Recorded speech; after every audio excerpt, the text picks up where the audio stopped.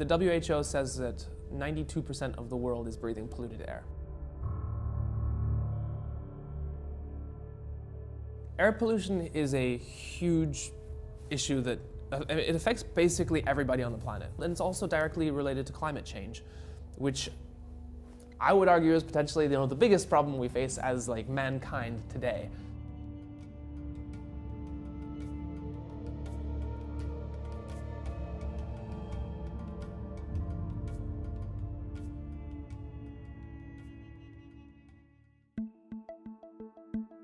So our goal at Kaiterra is to tackle and make measurable impact on air pollution globally. The technology which is used to understand outdoor air quality is these giant machines that cost a lot of money, $100,000 a piece. For example, Beijing. If you want to measure your air quality, it's going to cost you a ton of money. And it's going to be very hard to put these machines around because they're so big. What you end up with is a very small number of measurement sites across an enormous area with a lot of people.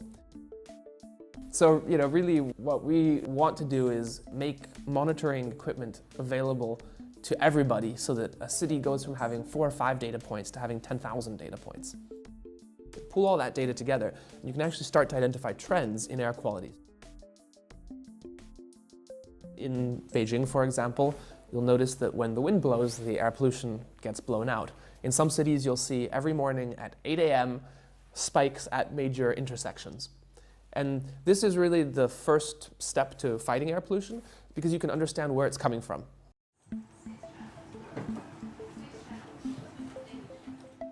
This is basically the wildfires in California from a little while ago.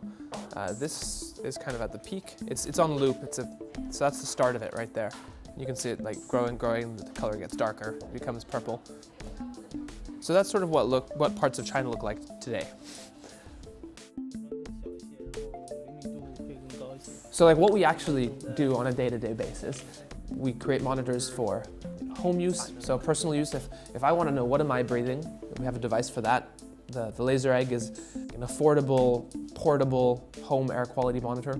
We also make devices for large buildings, and we also make devices that we supply to government.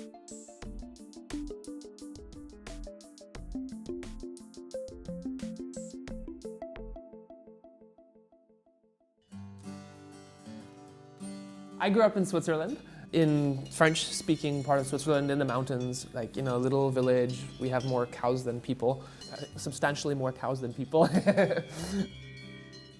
I ended up in China the first time to study Kung Fu. Coming from Switzerland to Beijing is a world apart, right? A village of, 500 people, and then a city of 20-something million is a really big change. Kaiterra was started basically out of frustration. I've been living in Beijing for about 14 years.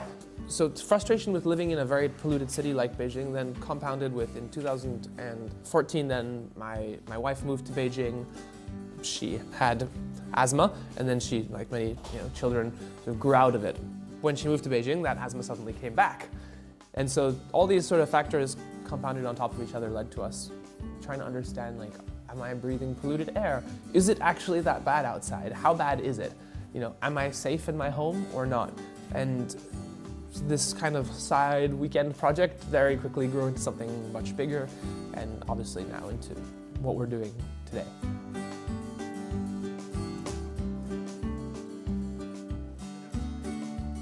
When we developed our first air quality monitor, the laser egg, right after it came out, I remember looking at this and being like, this is a great product for China. I realized I was completely and utterly wrong. In fact, a very large portion of our products go outside of China. China is, definitely no longer the majority market. Many years ago, if you looked at articles, it was Beijing is polluted, Beijing is polluted. And the number of articles now that talk about other cities in the world being polluted has dramatically increased.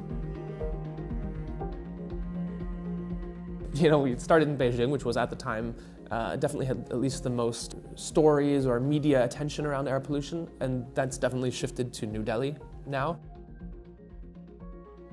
And I mean, honestly, look at London's pollution compared to Beijing. They're not actually that far off anymore. 6 years ago they were, but they're actually getting pretty close. A few years ago, the government's official stance basically went from being, what pollution, to being, we are declaring war on pollution.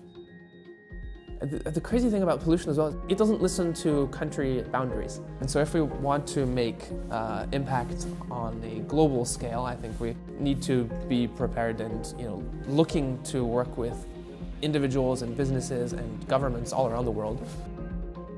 And this is like a completely new experience as well.